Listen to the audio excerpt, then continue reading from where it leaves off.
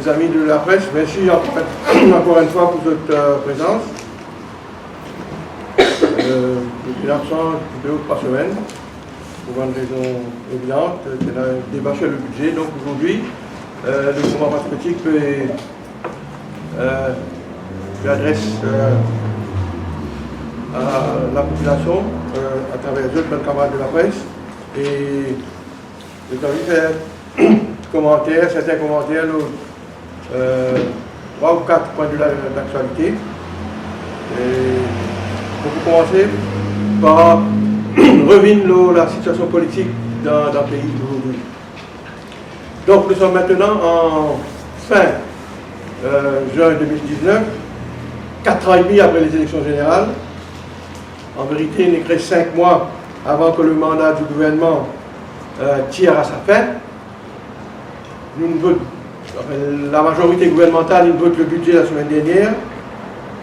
Le gouvernement donc il propose un budget qui est adopté par la majorité.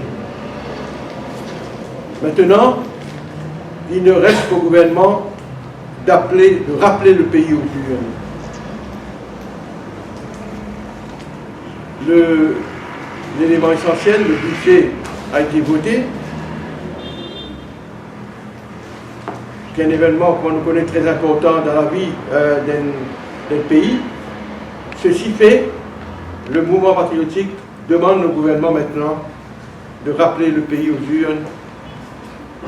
Évidemment, nous avons quelques semaines encore, nous réaliser, nous accepter que le gouvernement a encore quelques projets de loi. Le Finance Bill, par exemple, que vous avez voté, et il y a les autres projets de loi qu'on a trouvé qui nous a circulé, le financement des partis politiques. Et nous connaissons que le gouvernement, et nous demande le gouvernement à venir de l'avant avec le New Workers' Rights Bill qu'il a annoncé dans sa proposition budgétaire, amendement avec les autres la loi, Labor Laws, on va dire, Employment Relations Act, Employment Relations Act, Rights and Relations Act. Donc, il y a quelques projets de loi, mais vous pensez que jusqu'à la fin juillet, pendant le mois de juillet, le gouvernement a amplement du temps pour faire tout ça dans la loi qui engage à présenter devant le Parlement. Et après, arrive la fin juillet. Vous pensez déjà la boucle sera bouclée et le gouvernement donc visait dissoudre l'Assemblée et fixer date d'élection générale. Le mouvement patriotique dit ça parce qu'il nous croit fermement que notre pays a besoin d'un nouveau souffle et que le gouvernement doit retourner le pouvoir au peuple pour lui donner l'occasion de choisir l'équipe qui dirige ce pays-là pendant les prochains 5 ans. C'est à cause de ça qu'il nous fortement dit au gouvernement d'y faire le choix maintenant qui a vers la dissolution de l'Assemblée nationale. Et bien sûr, quant aux élections partielles,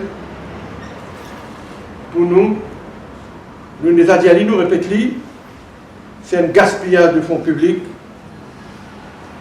parce qu'il y a une élection partielle dans la situation actuelle équivaudra à un gaspillage des fonds publics et pour déstabiliser le pays d'une façon injustifiée. Moi, par contre, il y a un Mauricien qui pensait pour une élection partielle. Et puis il y a un Mauricien qui pensait bizarre sa élection partielle. Moi, tu trouves un reportage, un micro-trottoir d'un journal hier, avant-hier. Un habitant numéro 7 même peut dire, et si vous ne vous pas trompez, c'était du monde qui réclame d'autres proches au pouvoir. D'autres même, je peux dire, ce qui visait, c'est l'élection générale dans ce pays-là, et non pas une élection partielle dans notre circonscription. Avec juste raison. Parce que la population connaît qui élit un représentant le 13 novembre, dissolution Parlement dans 5 semaines, comme on nous connaît le 22 décembre, 5 ans exactement depuis la première fois que l'Assemblée nationale s'est rencontrée après la victoire de l'Alliance des peuples le 14 décembre. Donc, 13 novembre jusqu'à 3e semaine décembre, c'est 5 semaines. Et qui mauricien raisonnable, capable d'accord, qui nous parle gaspiller tout ça fond là, parle élire un député pour 5 semaines, et après, l'Assemblée dissout pour 5 semaines. Donc, si dit là, le pays est à bout de souffle, parce qu'il nous connaît, qu'il y a après 4 ans et demi d'instabilité chronique, qui provoque tout ce malaise que l'île Maurice il connaît là, au niveau social, au niveau économique, et tout ce facteur là nous connaît, nous pouvons vivre nous-mêmes, puis affaiblir le leadership au niveau du gouvernement. Le pays est à bout de souffle parce qu'il nous connaît combien l'entourage du Premier ministre est impliqué dans un cas de népotisme, un entourage miné par des scandales répétés qui entament la crédibilité de l'équipe gouvernementale. C'est à cause de ça, le mouvement patriotique répété, il faut que le peuple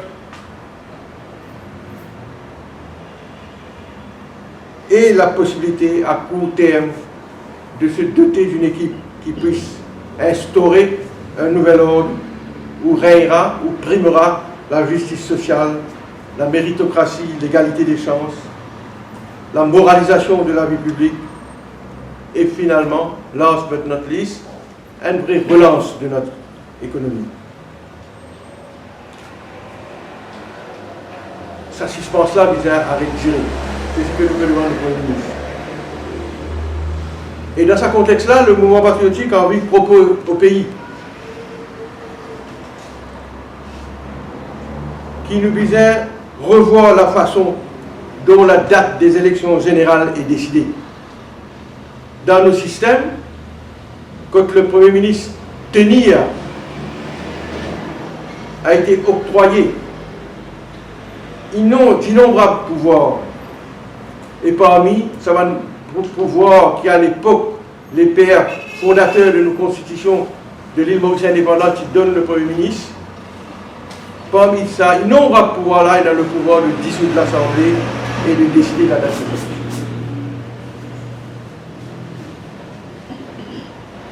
Dans une démocratie digne de ce nom, ceci constitue un fair advantage au Premier ministre en place vis-à-vis des autres rivaux, les autres opposants. Et dans les autres pays, sa situation-là a évolué. Parce que la démocratie est capable toujours d'améliorer. Et n'a toujours nous capables toujours, et n'a toujours la possibilité pour élargir l'espace démocratique. En Grande-Bretagne, moi je donne un premier exemple, depuis 2011, il y a la loi qui est passée, appelle le Fixed Term Parliament Act de 2011. Alors moi la copie là avec moi. Le Fixed Term Parliament Act de 2011. En anglais, le berceau de la démocratie. Westminsterien, qu'on nous devait connaître. En 2011, zone décide, la Chambre de communes vote la loi là, pour arrêter sa discrétion là, sa possibilité que le Premier ministre jouer, garde le peuple en otage ou en suspens, ou l'opposition en suspens. Alors, en 2011, le pays et la classe politique de ce sagesse pour décider pour passer une loi qui s'appelle Fixed Term Parliament Act de 2011 et la loi là, son préambule, an act to make provision about the dissolution of Parliament and the determination of polling days for parliamentary general elections. Dans ce projet de loi, une nouvelle approche est proposée, tant que pour la dissolution du Parlement que pour la proposition de la date des élections générales. Il est donc inscrit clairement dans cette loi-là que date élection en Angleterre, quand la loi est passée, et donc il y a un premier délai, après ce délai-là, tous les 5 ans, la loi dit là-dedans, la date des élections au Liali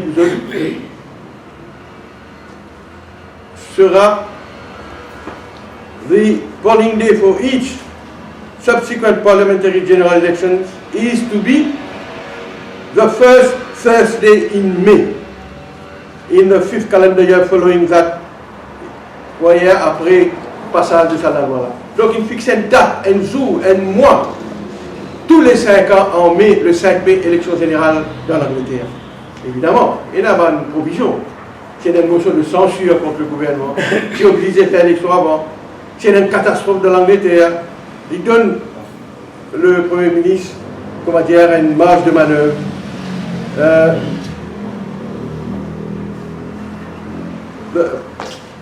On donne un exemple. The Prime Minister may by order, made by statutory instrument, provide that the polling day for a parliamentary general election in a specified calendar year is to be later than the date determined. Ça veut dire later que le 5 mai, but not more than 2 months later. Donc c'est un grand cyclone dans l'Angleterre, c'est pas une catastrophe, un tremblement de terre, un act of God, un affaire qui fait là pas sous contrôle personne. Donc il donne le gouvernement, pas faire élection en mai, donc mais 2 pas plus qu'il donne. La dissolution aussi pareil.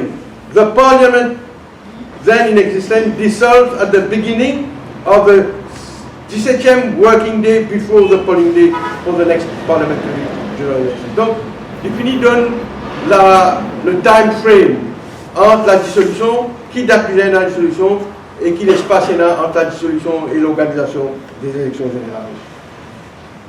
Donc, ce n'est pas dans tout le pays qui le Premier ministre qui a sa pouvoir dissoudre et organiser l'élection générale. En Inde, par exemple, c'est le commissaire électoral qui a sa pouvoir-là. Alors, le mouvement patriotique, encore une fois, peut mettre une nouvelle idée à la classe politique et au peuple en général, qui le prochain gouvernement, qui prend l'engagement, qui a arrêté avec ça. Quand il arrive 4 ans et demi, fini 4 ans, fini 4 ans et demi, fini, le gouvernement commence à tenir le pays en haleine, en suspens, en otage, et il décider quelle situation politique meilleure pour lui organiser l'élection. Donc il y a un edge, il y a un avantage vis-à-vis de son opposant, et c'est lui qui décide quand pour dissoudre, quand pour l'élection. Ce n'est pas 15 jours, ce n'est pas un mois, ce n'est pas 2 mois de délai, dans les termes ce qu'il a loi prévoir aujourd'hui. Bizarre arrêter avec ça, nous tous bizarre connaissons qui mois, qui date après 5 ans, dans l'espace de 5 ans, c'est-à-dire quand prochaine élection générale pour fixer. Donc ce sera une grande avancée pour la démocratie dans le pays. C'est ce que vous souhaitez donc faire la prochaine fois, faire par le prochain gouvernement. Deuxième point, moi j'ai envie de causer, nous retournons sur le budget brièvement. Le budget a été voté, mais le mouvement patriotique réitère ce commentaire et nous dit que malgré les multiples mesures sociales qu'il mettait dans ce budget a failli dans sa tâche de jeter les bases pour assurer un nouveau dynamisme de notre économie. Le budget nous convaincu, après tous les débats, après tous les commentaires qu'il fait, ce budget-là pêche par son manque d'ambition de promouvoir la croissance et s'adresser aux problèmes majeurs de l'économie. Nous déplorons l'absence de mesures fortes pour s'attaquer aux problèmes systémiques qui se retrouvent dans les différents secteurs de l'économie mondiale. En vérité, ce budget-là nous confirme la piètre performance économique du gouvernement depuis son installation au pouvoir. Et c'est la preuve que le gouvernement laisse comme héritage un pays avec une économie avec des faibles perspectives de croissance et de s'attaquer à les graves problèmes structurels que le pays peut faire face. Et Luxembourg, aujourd'hui, souligne l'inquiétude par rapport à l'annonce du gouvernement de vendre les assets du pays pour 11 milliards de roupies pour réduire la dette publique. Parce que dans le discours, le Premier ministre cause seulement qu'il y vendre certains assets, mais seulement nous trouvons dans le estimate qui lit soit un item appelle Equity Sales dans Estimate pour l'année 2019-2020, 2020-2021. Ça va sales là pour rapporte à l'État 5 milliards et 6 milliards respectivement. Ce qui est inscrit dans le budget. Et nous, on lui pose la question où se trouve ce qu'il appelle non-strategic assets que le gouvernement vendra pour la somme de 11 milliards de roupies. Concernant les mesures sociales, le mouvement patriotique, nous avons envie félicite nous-mêmes, se félicite de la campagne qui nous a menée avant le budget. Moi, camarade Jean-Claude, plusieurs fois nous collons ça, Bad Weather Allowance pour un PCLA. Ici, nous avons été les premiers à l'Assemblée et dans nos conférences de presse à dénoncer l'insuffisance de sa augmentation de 30 roupies pour le Bad Weather Allowance qui est proposé dans le budget. Et nous comptons que le Premier ministre revenir à des meilleurs sentiments, il presque doublé la somme proposée initialement. Mais seulement, nous redire, le Bad Weather Allowance, ce n'est pas le seul problème à qui la communauté des pêcheurs peut faire face aujourd'hui. Il y a encore beaucoup les autres problèmes. Ça aussi, dans votre conférence de presse, nous soulignons dans le passé, camarade Jean-Claude et moi-même. Et nous souhaitons maintenant le budget fini, une voter que le gouvernement prend en considération vraiment une doléance de tous les pêcheurs du pays, qu'on m'a fait proposer par le syndicat dans différents mémoires qui ont envoyé le ministre conseiller.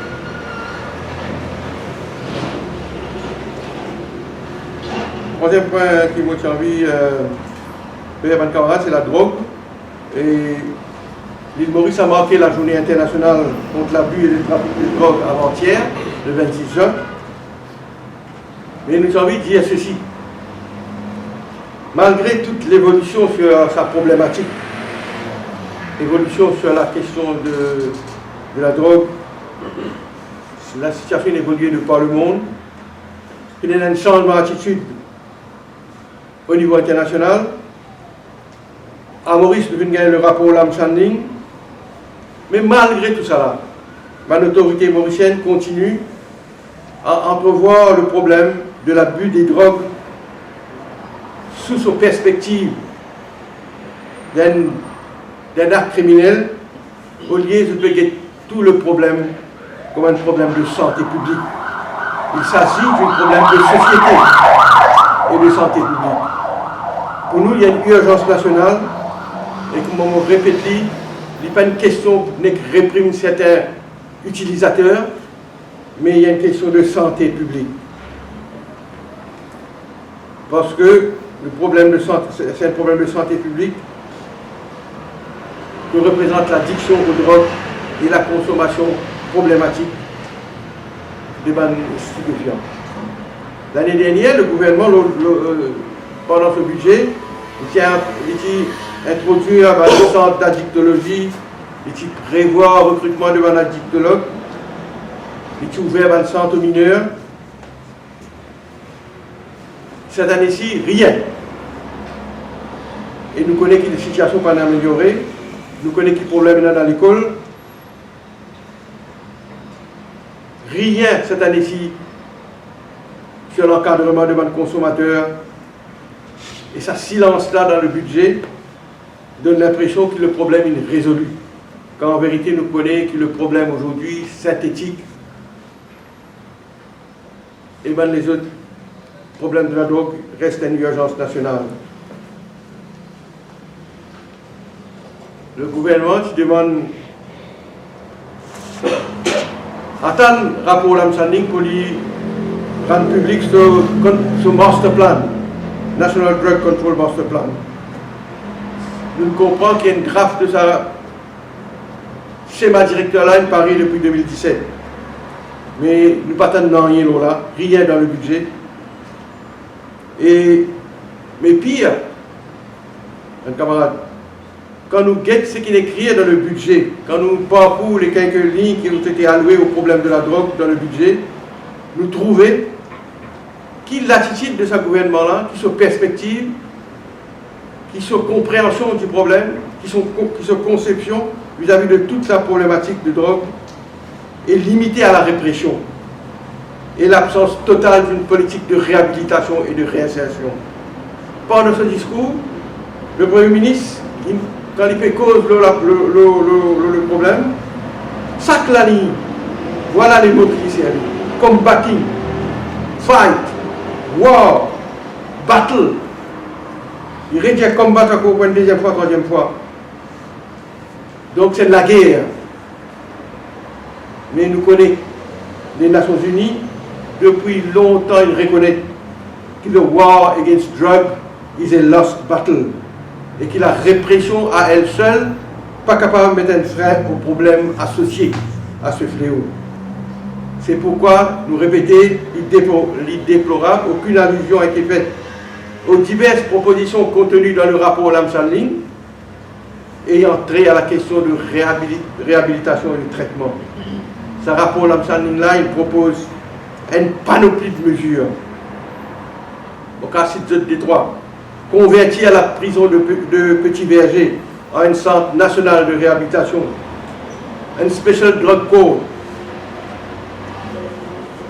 et encore d'autres mesures. Change la loi. Amène la loi, mettez l'équipe, l'unité de la législation du gouvernement pour régler dangerous drugs act. Mais il semblerait que le rapport Lamsanding a été enterré quelque part.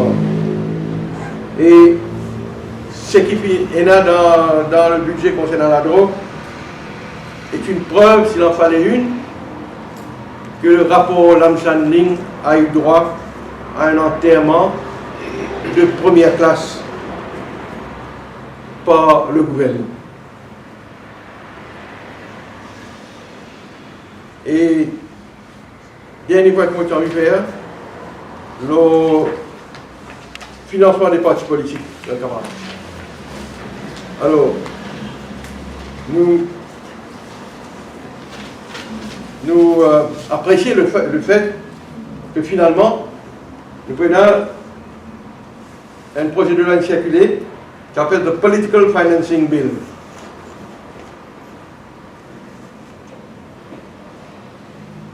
Tant mieux. Et c'est une bonne chose. Nous-mêmes, à plusieurs fois à gauche déployés, nous demandons l'une avec celle-là. Mais nous avons envie aussi de dire qu'évidemment, nous pouvons participer dans les débats mardi prochain, parce que ce mardi-là, il y a un first reading. Et nous notons un affaire dans cette loi-là qui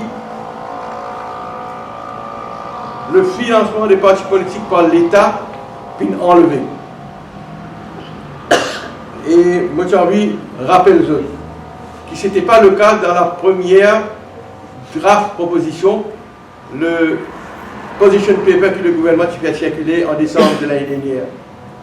Et quand en décembre de l'année dernière, le gouvernement émet sur une proposition à travers ce papier-là, le mouvement patriotique était le seul parti politique qui exprime ce désaccord avec qui l'argent public servait pour les politiciens, pour la classe politique pour un parti politique. Moi, devant moi, là, des trois press cutting, qui sont même comme journaliste de couvrir un courant de presse, financement des partis politiques. Alan Ganou est contre l'utilisation des fonds publics. Le président du MP souhaite un fonctionnement plus transparent. Il est encore une fois contre le fait que l'on puise des fonds publics pour financer les partis politiques. Il a animé un point de presse hier, Top FM, ça, hein? Le Mauricien. Pareil. Mouvement patriotique, l'argent des contribuables ne doit pas être utilisé pour financer les partis politiques. Le mouvement patriotique, le MP est totalement d'accord avec une loi pour contrôler le financement des partis politiques, mais nous restons sur une réserve s'agissant de political funding. On dit à la note que les pays ont déjà des problèmes, l'infrastructure, etc. L'argent des contribuables est bien utilisé à mieux escient et non pas pour financer le parti politique. Voilà. Donc,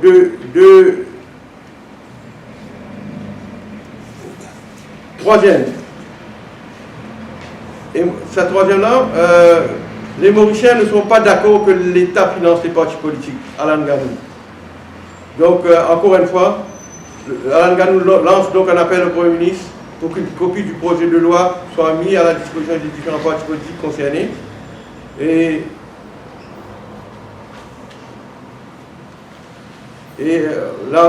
donc, encore une fois, nous exprimons nos différences, nos désaccords qui fassent servir donc l'argent de l'État pour financer le parti politique.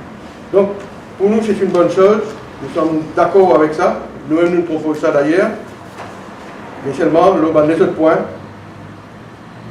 puisque le bill est circulé hier soir, évidemment, à tête reposée, nous vous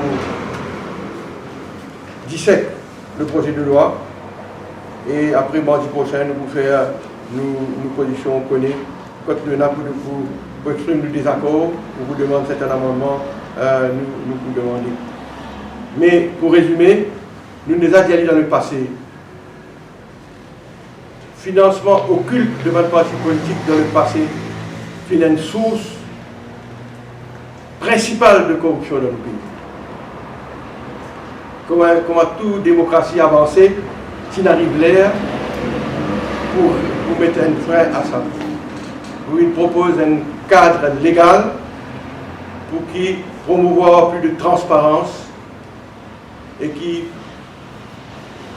pour améliorer le good governance dans le pays. Et il est bon donc qu'il y ait sa projet de loi aujourd'hui sur la table de l'Assemblée. Probablement nous prenons certains désaccords, nous pouvons exprimer des désaccords, mais d'emblée, pour bien dire qu'il nous satisfait que la proposition qu'il fait en décembre est le seul parti politique qui fait ça, que l'île Maurice aujourd'hui, nous pas encore arrive à niveau capable de servir l'argent contribuable pour financer les politiciens. Mais on a beaucoup de problèmes de santé, dans l'éducation, dans le logement. Nous connaissons le bilan aujourd'hui, ça qu'on a fait laissé. Donc, si vous prend sa carte pour bien faire, pas de prendre carte pour le politicien, il préserve, il garde l'argent des fonds publics pour faire un développement au niveau de ma infrastructure. Donc, tant mieux. Et comment dire, mardi prochain, donc, nous vous faire le MP pour faire cela voir et entendu sur toute la question. Voilà donc, mes camarades, nous passons la parole, c'était une question. Vous êtes capable de répondre? Grosso modo, vous pouvez voter pour l'amendement constitutionnel. Alors. Oui, grosso évidemment. Modo. Enfin, ça aussi, vous connaissez l'amendement constitutionnel là, il peut donner, il pose une bonne question là. Il peut donner le commissaire électoral plus de pouvoir, évidemment. C'est une bonne chose. Mais moi dire ça, la loi sur le financement des partis politiques, c'est une grande avancée, il n'y a aucun problème. Mais seulement, si n'a pas donné le commissaire électoral plus de pouvoir pour être capable de sévir pendant la campagne électorale, il y a une contradiction. Ok, vous pouvez bloquer un parti politique, vous pouvez réguler combien d'argent vous pouvez gagner, le bien déclarer, registré, etc. quand vous êtes dans la loi. Mais seulement, si vous pas donne la commission électorale le pouvoir pour capable de monitorer ce qui va passer dans la campagne électorale, je ne sais pas, ça va une provision qui est là dans la loi, pas infringe, pas violer. Donc, bizarre donne le commissaire électoral et la commission électorale plus de pouvoir. Donc, c'est à cause de ça qu'il est d'accord avec l'amendement constitutionnel pour investir le commissaire avec la commission électorale plus de pouvoir pour capable surveiller, monitorer la situation pendant la campagne électorale pour qu'il ne y ait pas de dérapage, pas de viol de ça la loi qui nous permet.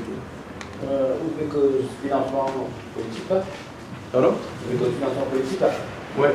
On va penser faire un prix pour la démocratie, pour la transparence, depuis deux et quel financement public, parce qu'il financement privé, en plus, etc. Tant qu'il est bien réglé, c'est-à-dire qu'il fait de la transparence, nous connaissons qui compagnie, il donne qui parti politique, et tout ça là, faire au grand jour, comment dire, pénaban cadeau qui fait occultement, d'une façon occulte, d'une façon cachée. Mais tout le monde connaît qui parti politique pour recevoir qui, combien de sommes d'argent, avec qui groupe, avec qui société, donc privé. Vous pensez, c'est une façon, c'est ce qui fait dans certains pays. Mais vous pensez, moi qui demande l'État, financement de parti politique, plus inacceptable. Pour la raison que vous avez. Declaration of Asset Act. Qui va juge pas Declaration of Asset Act. Oui. Vous dites que c'est que maintenant vous dites tout ça est brillant, est méli-méli. Enfin, quand je dis ça parce que mauvais garçon, quand on va intervenir, pourquoi la première fois arriver ça? Moi, je connais ça, je ne comprends pas comment journaliste qui peut arriver dans sa déclaration dans cette ville-là. Je me dis, je gagne mon de tout. Alors là, si qu'il y a la loi, un amendement à la loi qui est votée en décembre. J'appelle ça the Declaration of Assets Amendment Bill, number 11 of 2019. Il paraît dans la motion.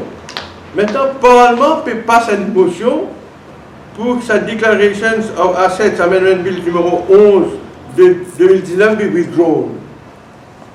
Par voie d'une motion, l'Assemblée peut withdraw la loi qui est déjà circulée là, l'amendement à la loi. Ok? Et maintenant, peut circuler first reading, un autre amendement de Declaration of Assets Bill, number 12 of 2019. Qui est bien, chiffre c'est 12. Donc, un deuxième amendement qui peut venir là. Premier là, peut ramasser, peut proposer un deuxième amendement. Et dans ce deuxième amendement-là, il y a évidemment une nouvelle proposition pour répondre à vos questions. Une de ces propositions-là, et je pense c'est ça même la proposition qui est importante, exclude judicial officers from the application of the act. Il paraît que le judiciaire qui fait pression sur l'État, qui n'est pas d'accord avec les propositions, les provisions qu'il y a dans la loi qui est votée, qui finit promulguée. La loi là est promulguée, ça vous connaissez, il finit la loi, il finit gazette. Et après hier, le 30, certains officiers qui disaient à déclarer dans cette. Les politiciens gagnent politicien in office, ils gagnent plus le temps. Oui? Par exemple, on va déclarer cette hier, parce qu'on gagne un peu plus le temps, pareil que tous les autres politiciens parlementaires. Mais là, il semblerait que les judicial officers ne sont pas d'accord avec les propositions qui sont dans la loi initiale. À cause de ça, donc, dans la loi que vous trouvez, il y a un paragraphe qui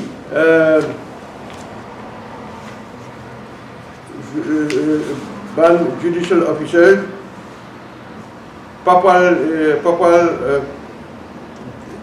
déclare les assets avec l'ICAC. Et donc, il y a un changement important qui peut faire. C'est à cause de ça, donc, je peux gagner un deuxième amendement aujourd'hui. Avant ça, il y a un des autres amendements qui peut venir, qui sont oubliés à l'époque, de mettre dans la loi, d'inclure dans la loi. Exclude judicial officers from the application of the Act pending the designation or setting up of an appropriate institution to act as depository of the declarations by judicial officers. C'est-à-dire, je connais que c'est là qui est dépository avant l'ICAC. Tout type de déclaration aussi bien avec l'ICAC, M. Bicari. Ben, judicial officers ne sont pas d'accord avec ça. Et à cause de ça, la loi, il met an appropriate institution to act as depository of the declarations by judicial officers. C'est-à-dire, les judicial officers, ben juges, ben signaux, magistrats, etc. Les autres, David qui peut faire, une déclaration, il va pas le côté l'ICAC, il va le côté de l'autre institution qui will be set up, the appropriate institution to act as depository. Si le judiciaire n'est pas d'accord et que ça est l'ICAC, et les mêmes raisons qu'a appliqué pour un politicien, tu fais ça. Moi aussi, le point pour faire, quand on a un débat, mais si je ne suis pas d'accord avec le CAC, il fait nous sommes d'accord avec le CAC, comme tout dit bien, et là, vous connaissez qui pense la déclaration des assets se fait pas seulement comme un politicien, mais de épouse aussi. Je vous donne un exemple. Un chef juge, son madame un juge. Il passe tout ce qu'on y a dans le judiciaire, assistant, senior pinetier, ou pinetier. Si tu n'as pas envie, madame juge là, vous dire, et monsieur juge là aussi, c'est le juge qui monsieur Lucas, qui vient comme ce qui est là. Après ça, qui a envie, parce que Lucas, c'est une political institution. Après ça, qui devait bien mettre une autre institution plus indépendante, pour que nous la dépose, nous bien, qui nous est là, nous va d'abord. Et c'est ça donc qui peut changer dans la loi, à part les autres amendements qui et pour commentaire pertinent, pourquoi ça peut appliquer ça avec un judicial officer et pas de particulièrement l'autre institution qui est plus indépendante. Est-ce que ça pourrait dire amende la Constitution aussi? Donc, est-ce qu'il vous avez encore les autres développements concernant ça, la loi, vous connaissez? On va attendre, écoutez. On peut retourner au terrain là, c'est-à-dire que je veux dire qu'après budget, après le budget, le parti plus présent au terrain, on peut retourner au terrain, dans l'activité. Enfin, oui, même pendant le budget, autant que possible, aussi au terrain, mais maintenant, vous ne pensez pas du tout, on a l'impression que tout parti politique le terrain aujourd'hui, mais nous, moi, comme Jean-Claude, je suis responsable de cette circonscription. Nous connaissons que les choses ne sont pas tarder. Et 5 mois, peut-être une campagne électorale, 5 semaines, ça va pas. Même l'accepter en décembre l'élection, mais 5 mois. Donc 5 mois, c'est 5 semaines. Hein. Moi, quand il y a 24 écoles, 24 bureaux de vote. Donc c'est mal un bureau de vote chaque semaine. Il fait 20 mois qu'à fait 2024. On est dans la région. Donc, et ben les autres, non. Nous, le terrain, oui, nous préparons, nous connaissons que les choses pour évoluer vitement. Et comme on dit, le Premier ministre qui vous disait, parce qu'il y a de part nous, la loi Magité, c'est lui qui est dans sa carte là, qui dit close to his chest, comme on dit, c'est lui qui est capable donc décider sa prérogative. Et malgré tout ça là, nous pensons les choses pas très vite. Même l'élection de décembre, il veut dire 5 mois, il y a vite. Les choses qu'on va les traiter. Pour l'accord avec Patron Militaire, toujours fonctionnel? Enfin, il y a là un petit malaise entre les deux partis, entre les deux formations politiques.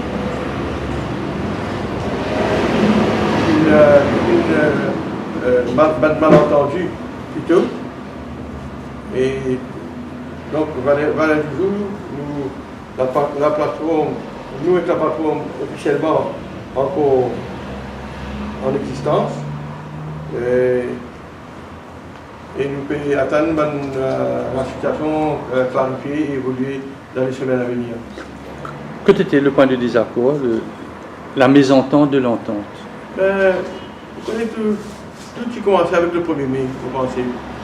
Le parti reste d'accord, le parti d'affaires, pas faire 1er mai. Et puis ça, quand il y a un malaise qui s'installe. Mais même après ça, nous pouvons faire une activité commune, comme on dit, nous attendons les quelques semaines pour venir. L'avenir, on va prendre ça. Merci, mes camarades.